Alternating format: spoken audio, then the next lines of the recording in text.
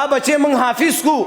دین ورته وښایو د کور ماحول دی جوړ نه دی هغه بچې واپس ټوپۍ مو غورځي پټکې مو غورځي ګیره کې شټیله مو کي هغه حافظ قرآن زوی درته داسې نیغ نیغ کېږي او دی پلار په زړه کې معمولي دغه درد نه راځي چې ده دا دومره لوی قرآن په دې سینه کې محفوظ کو دا د دې ورځې دپاره دا د دې ورځې دپاره چې ته به سره د قرآنه سره د حفظه به په ګیره کې شټایل کې ته سره د قرآنه سره د پوهې ته به چې کوم نو د دې بچي زور به الله د دې والدینو نه وباسي نه کمکې دپاره الله مور و پلار پیدا کړي او چې دا مور و پلار نه کمکه نه کوي نو بیا اولاد چې په کومه لاړو زه دې ځای ته چا راورسولم ما پسې وروسته د فقیرانو مور و پلار د هغې زما عزتمندو خولې دي د هغې دعاګانې دي د هغې نوافل دي د هغې جړا فریاد دی دې ځای ته زه راورسولم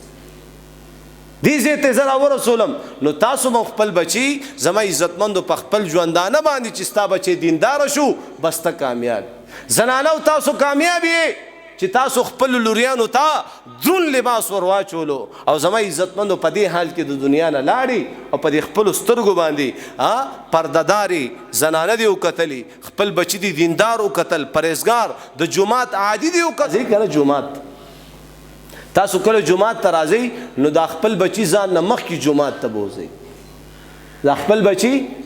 ځان نه مخکې جومات ته بوځئ زما عزتمندو زه خو حیران شم ماله خو ډېره جړا راشي دا اوسني بچي د پلار نه یریږي لږ اواز راکوي یریږي دا څومره د افسوس ما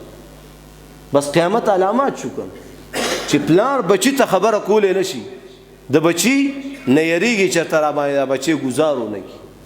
چرته را بچی چې بېعزتي را نه کړي یقینو که هغه ورځ یو حاجي صاحب را روانو په مخ باندې 5 ګوتې چاپ وي داسې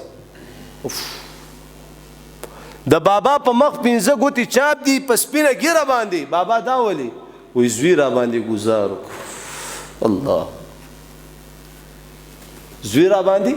ګزار زما محترمو دا وجه څه ده دې زوی ته دینه زه دې په پلار ګزار وکړم د الله استې په همغه ځای کې مې دې الله مات کړي ما ویلی دی وقضا ربک الا تعبدوا الا ایاه وبالوالدین احسانا د مور و پلار سره احسان د مور و پلار د الله د رسول نه بعد لوړه مرتبه د چا ده تا نه خو اور کې ولاړ دي مور و پلار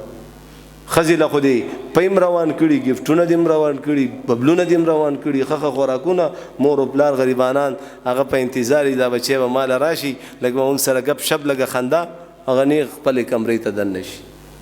دې مور و پلار په زړه به څه تېرېږي زما عزتمندو زه جوور نظم خو د دې مور و پلار په موږ باندې غټ احسانات دي او دې مور و پلار ونه بخلو الله هم نه بخي یو عمل هم یو لیش بره نه ځي نو انشاءالله خپل والدین به راضي کوو او ورسره به د خپل رب سره به صلح کوو انشاءالله په دې حاضره مجمع کې ملګري نیت وکړو انشاءالله صلح به کوو انشاءالله د ګناهونو نه به ځان ساتو انشاءالله جماعتونه به آبادو انشاءالله 5 وخته د مونځ اهتمام به کوو انشاءالله خپلو بچو اصلاح او زما عزتمندو صحیح تربیت به کوو انشاءالله الله دې په دې ټولو خبرو د عمل کولو توفیق را نصیب کړي